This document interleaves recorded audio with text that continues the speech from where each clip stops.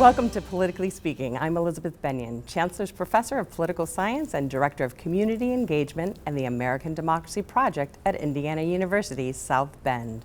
We're diving into the intersection of technology and democracy, focusing on the use of artificial intelligence in elections and democracy building. Joining us today are Dr. Lisa Shirk, Professor of the Practice of Peace Studies at the University of Notre Dame, and District 75 State Representative Penelope Cerniglu, who chairs the Elections Committee in the Michigan House of Representatives. Thank you both for being here.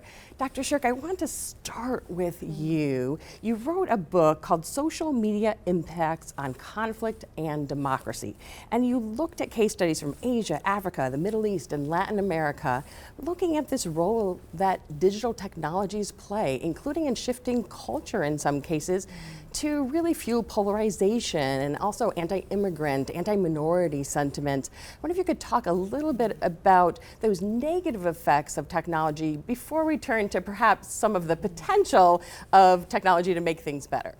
Great. Thanks so much for inviting me to the show and for your focus on democracy, because our democracy is at threat here in the United States and abroad, and it's really important that we have conversations about what is happening to civic engagement, to democratic participation, and to elections. So the book that I edited, it involved researchers around the world looking at the impact that social media was having on their countries and what exactly the mechanisms are that are affecting technology affecting our democracy. Now, most technological revolutions, there's sort of good and bad that comes with nuclear power or even the printing press. And it's been the same way with social media and now artificial intelligence, that these are powerful new tools that have really dramatic impacts on all aspects of society. So they're displacing journalists often because journalists typically made their money or made their living from advertisements that were posted on newspapers, television, radio sites, right? So what has happened to the ad industry is that a lot of it has shifted to social media, which is offering a more targeted and different advertising model. So it's actually draining the funding away from the good journalism that is really the bedrock of democracy. The Washington Post, democracy dies in darkness, is the flagship headline on the Washington Post. So democracy dies without the good journalism that tells citizens what is happening, where there's corruption in their government, and sort of, what are the issues of the day. And has some kind of norms for fact-checking and for at least attempting to be as objective as possible. Exactly. And so what the legal system in the United States and in many countries right now is protecting social media platforms from not playing that editor's role. So that's where the internet is flooded with false and deceptive information. And artificial intelligence has made that even cheaper and faster to make false information, which is flooded all over social media. And these companies have no legal responsibility for taking down false information. And that's what the American public needs to understand, is where a newspaper can be held to account, or a television show or a radio, if they lie, if they deceive people, they are legally responsible for that. But social media platforms are not. And so that is why we see so much of it online. And Representative Cerniglu, this is also a problem in the U.S. and in states right here in the Midwest, including Michigan. Yes, we have seen just so many deep fakes and artificially generated images in all sorts of different spaces, and specifically in election materials and political type advertisements, which is why we put some regulations in place last year to get out ahead of some of the larger elections that will be happening this year, so that we could ensure that voters are not misinformed about the candidates and the issues that they'll be voting on. Can you talk a little bit about that legislation that you put in place and what states can do to regulate at least a portion of this problem? Sure. So the regulations that we worked on were specifically addressing materially deceptive deepfakes and AI generated political advertisements. We did not ban them, but we put regulations on them so that they would have to have a disclosure that they were AI generated, and in the cases where they were materially deceptive, they would have to disclose that they were materially deceptive. So if it's a video, it would have to have that both in text and in audio. If it's an audio only, then it would have to be an audio, and if it's an image only, it would have to be in text, and it would have to be noticeable so that it's big enough, it's loud enough, so that people are hearing it and seeing it, and they know that what they're watching isn't real, and that they know that what they're watching is deceptive, if it is in fact deceptive. So those are some of the regulations that we put in place. We put civil penalties on some of these instances, and then in other cases that were more aggravated, there would be criminal penalties. I think Michigan is one of the first states, but there are a handful of other states who have also put some regulations in place. Let me ask you two follow-up questions on that. First of all, what is the reason that you didn't outright ban them? I assume it's the First Amendment. And secondly, what does a label for being material deceptive look like? Here we are happy to present to you some artificial intelligence generated lies. Please enjoy. Well, it could be that, as long as it's stating that it's materially deceptive. You could certainly use stronger language to say that, but as long as something very similar to that is included, and as well as that it's artificially intelligence generated, then you would meet that requirement. I apologize. What was the first question? You mentioned that you didn't ban it, but instead yes. put some regulations in place, and I assume the Yes. reason for that is the First Amendment, freedom of expression. Yes, we did have a lot of conversations and some pushback on an outright ban because of First Amendment reasons. We went with regulating, because then people are still free to express themselves politically, but that they would have to make it clear that what they're expressing is not accurate and is artificially generated. Now, Professor Shark, maybe we could take it one step back, and I want to ask, what do you mean when you talk about artificial intelligence? I think viewers hear that term all the time, but we're not always quite clear what we're talking about. Right, and there are many different types of artificial intelligence, or AI.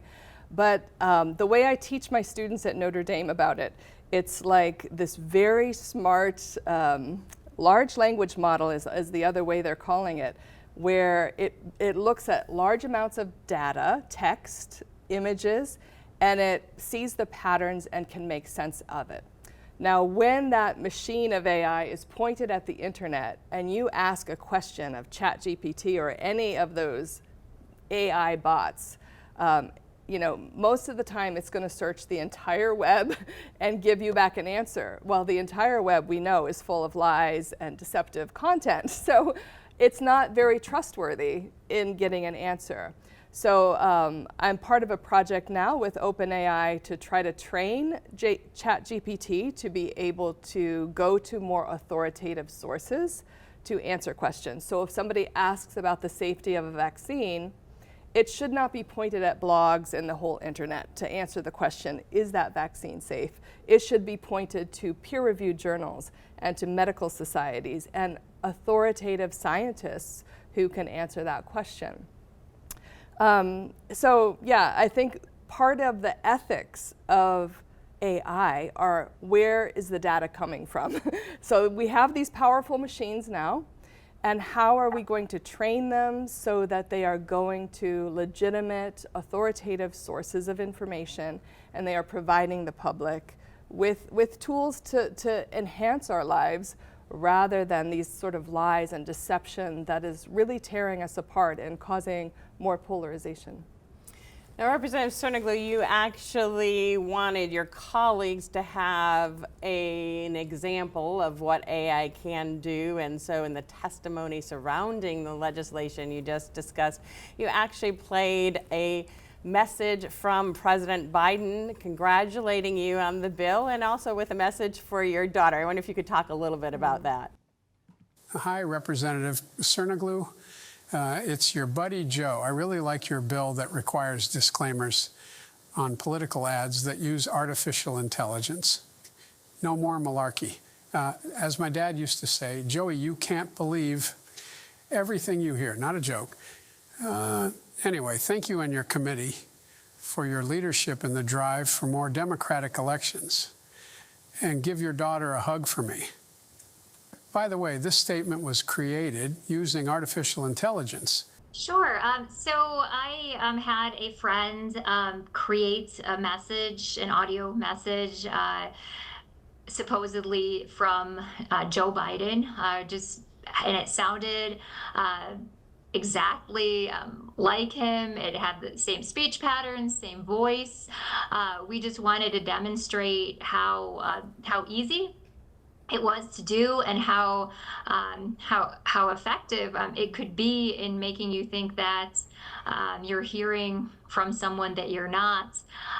It took him less than 5 minutes, and it was not costly. And everyone has access. Anyone who has access to the internet can access the same website that he used to create the message. And we just wanted to bring that to life for the committee, so that they could hear that this is really something that could happen very easily. And how are other countries trying to deal with this in terms of regulation? What is the U.S. doing? And are you working with any tech companies to bring them on board if a ban, for example, is not feasible? Thanks for those questions, and thanks for that very creative example, Representative, because the country of Taiwan did the same thing. They receive a lot of propaganda from China, including fake videos in their social media feeds. And so the digital minister of Taiwan created a fake video of herself saying something, and then went on air to show people how easy it is to create these fake videos. This is a strategy called pre-bunking. So debunking happens like after there's false information and you're trying to correct it, but the most effective way of dealing with deceptive information is called pre-bunking, where you teach people how to spot false and deceptive information on the internet. And so making a video like that is a brilliant strategy, and it's shown to work in many cases of educating the public and helping them see and really doubt what they see on the internet. Pre-bunk and create a citizenry that is ready to look out for those and not automatically believe something because they want to believe it. Exactly. So it's called digital media literacy. But it's a little bit, we can't shift too much of the responsibility to citizens.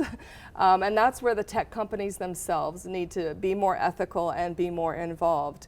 And my colleagues at the University of Southern California that I work with on the Council on Technology and Social Cohesion, they have 2 recommendations that could be added to Michigan's legislation.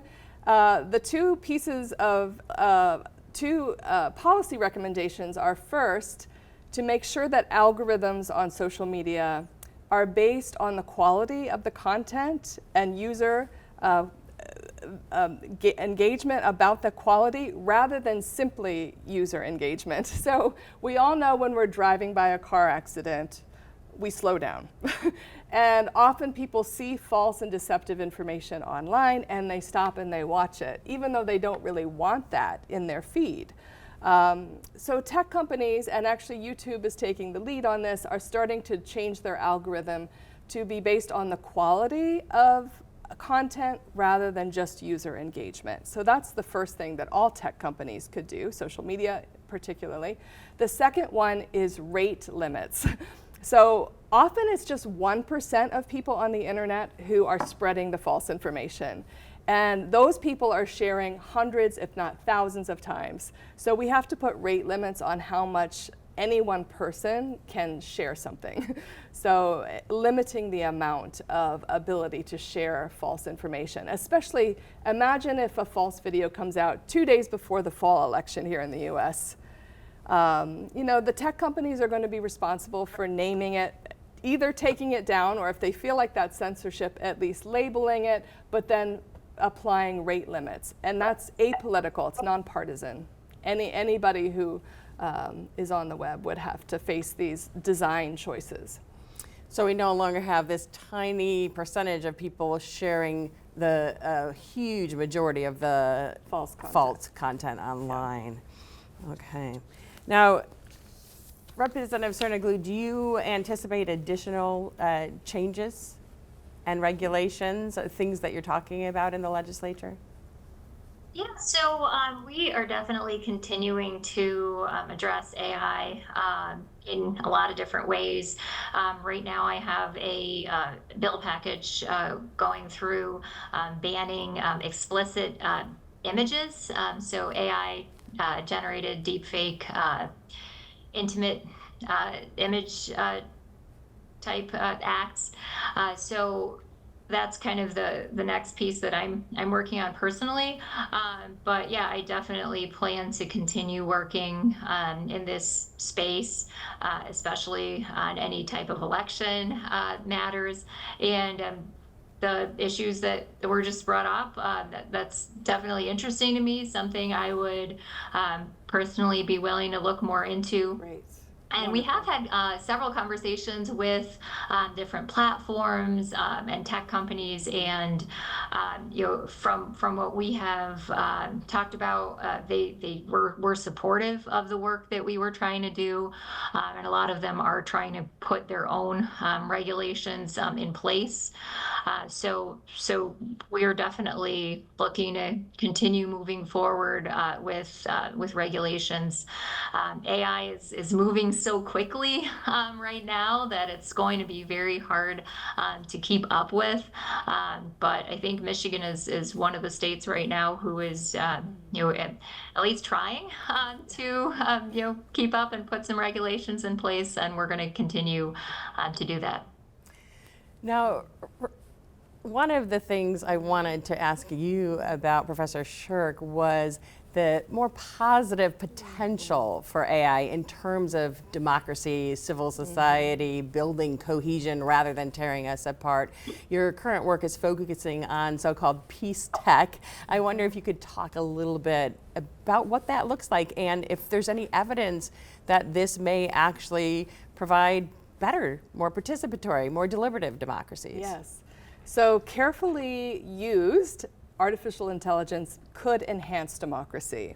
And my project with other colleagues at the University of Notre Dame is really focusing on the design of platforms that use artificial intelligence in a way so that the public, thousands of people, can have a conversation with each other, and the AI is used specifically to find the patterns, where there's common ground in what people are saying online, and where are the differences, and how do we help people have the skills and a safe space. And the design of these platforms is really quite different than social media. So people are really encouraged to listen to each other and to find solutions that will meet the interests of all the different groups.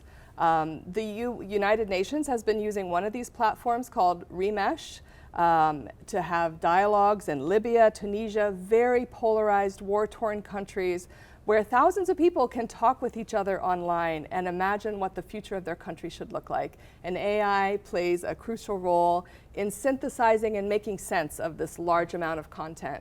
The country of Taiwan has also been this thought leader in how to use technology to support democracy. Taiwan really is a shining star of democracy right now around the world, and they're living in the shadow of China, which is trying to undermine their democracy. So it's a really interesting place to look at how they're using another platform, Polis, in almost all of their policy conversations.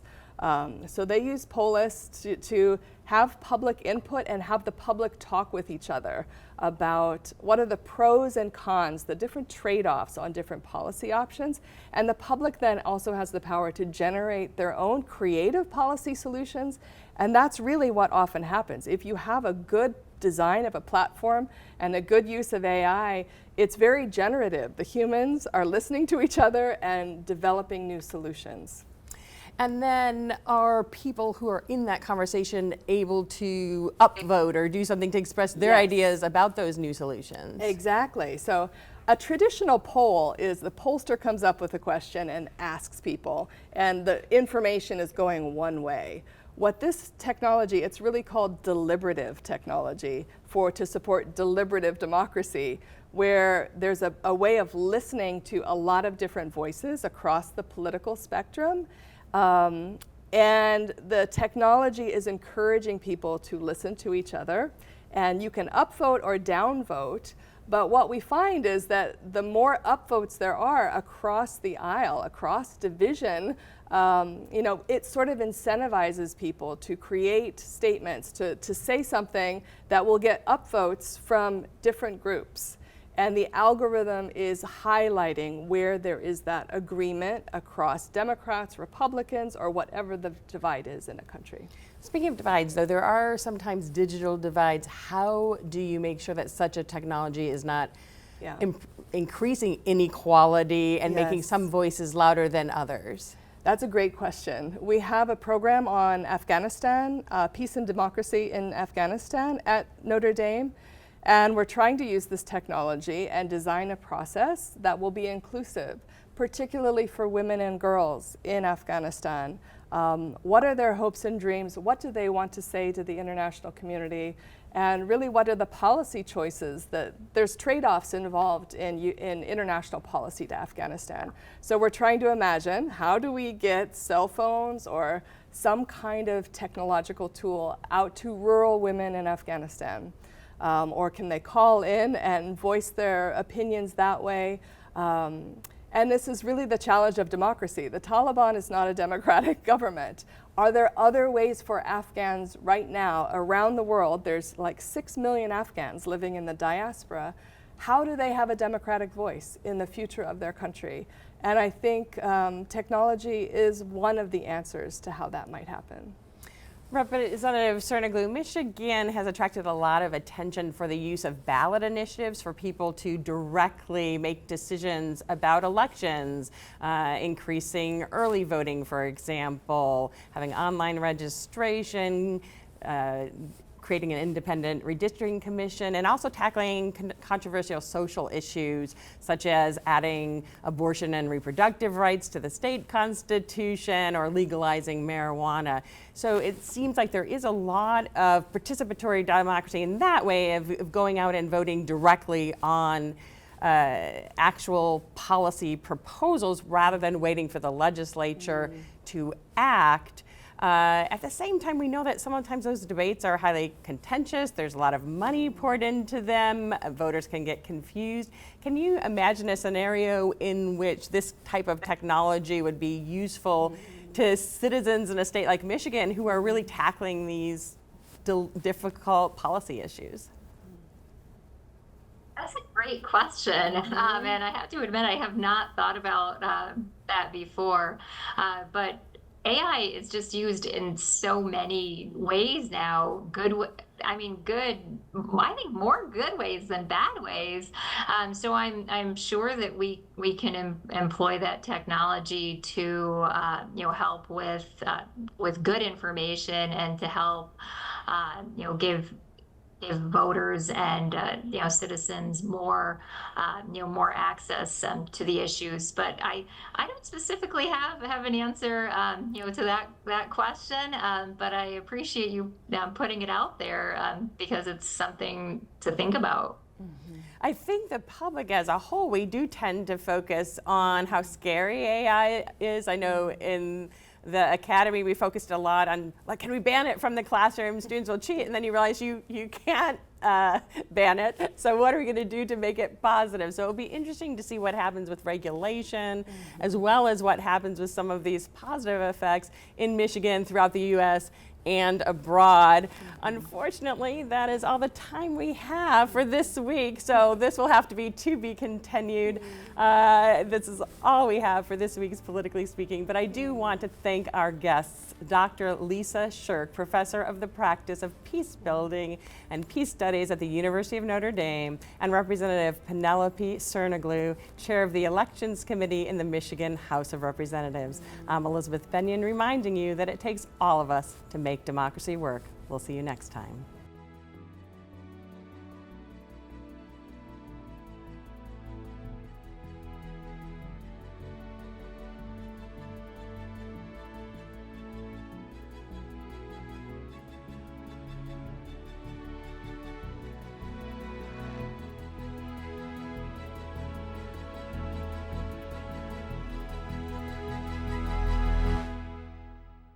This WNIT local production has been made possible in part by viewers like you.